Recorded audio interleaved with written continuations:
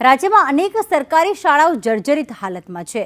સાણંદની ઉત્તર બુનિયાદી સંસ્કાર વિદ્યાલય જર્જરિત હાલતમાં છે, તો માણકોલ ગામની વર્ષો જૂની શાળા પણ જર્જરિત હાલતમાં છે। આ શાળા જર્જરિત હોવાથી બાળકો ખુલ્લામાં ભણવા મજબૂર બન્યા છે। શાળાના ટ્રસ્ટીઓને સમારકામ કરાવવા ડીઈઓએ સૂચના આપી છે અને વૈકલ્પિક વ્યવસ્થા અથવા તો ઓનલાઈન અભ્યાસ માટે પણ સૂચન કરવામાં આવ્યું।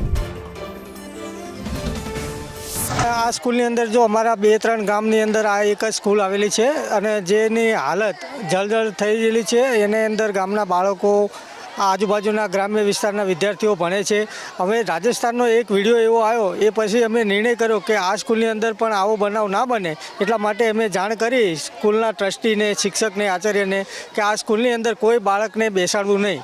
એટલે આ તો શું ટ્રસ્ટી સ્કૂલ છે, એટલે અમે તેમના ટ્રસ્ટી છે બાલુભાઈ, તેમને આવેદનપત્ર આપ્યું અને એમનું સામે પણ લીધું કે તમે આ જો સ્કૂલ નહીં બનાવો તો કોઈ પણ બાળકને ઈજાગ્રસ્ત થશે તો તેની સંપૂર્ણ જવાબદારી તમારી રહેશે। તાત્કાલિક અસરથી માન્ય કલેક્ટર સાહેબે સૂચના આપી અને મામલતદાર સાહેબે તેનું સીલ કરી દીધું છે અને શાળામાં કોઈપણ પ્રકારનું શૈક્ષણિક કાર્ય નથી થતું, પણ વૈકલ્પિક શૈક્ષણિક કાર્ય અમોએ તાત્કાલિક સૂચના આપી આચાર્યશ્રીને કે ઓનલાઈન માધ્યમથી વૈકલ્પિક શિક્ષણ ચાલુ રહેવું જોઈએ। તો ત્યાં સુધી વૈકલ્પિક વ્યવસ્થા માટે અમે જિલ્લા પ્રાથમિક શિક્ષણ અધિકારી અમદાવાદને લખ્યું છે અને સત્વરે તેનો નિર્ણય પણ લેવામાં આવશે અને વિદ્યાર્થીઓને પાળી પદ્ધતિમાં તે જ શાળામાં એ જ ગામમાં અભ્યાસ ચાલુ રાખવામાં આવશે। બહુ જરૂરી છે, તે માટે અમને બહાર બેસાડીને અભ્યાસ કરાવવામાં આવે છે। અમારી સ્કૂલ રૂપે ઉત્તર બુનિયાદીમાં જર્જરી આવે છે, એટલે અમે બહાર બેસીને અભ્યાસ કરીએ છીએ।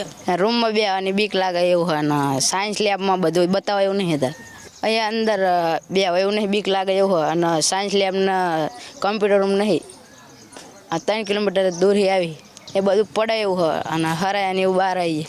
અહીંયા રૂમમાં બેસે એવું નથી, અહીંયા બધું પડે એવું હોય અને 3 કિલોમીટર ગામથી હેડીને અહીંયા પાણીની ટાંકી તૂટે એવી છે, પછી અહીંયા લોબીમાં તૂટે એવું હોય, કોમ્પ્યુટર રૂમ અને સાયન્સ લેબમાં નહીં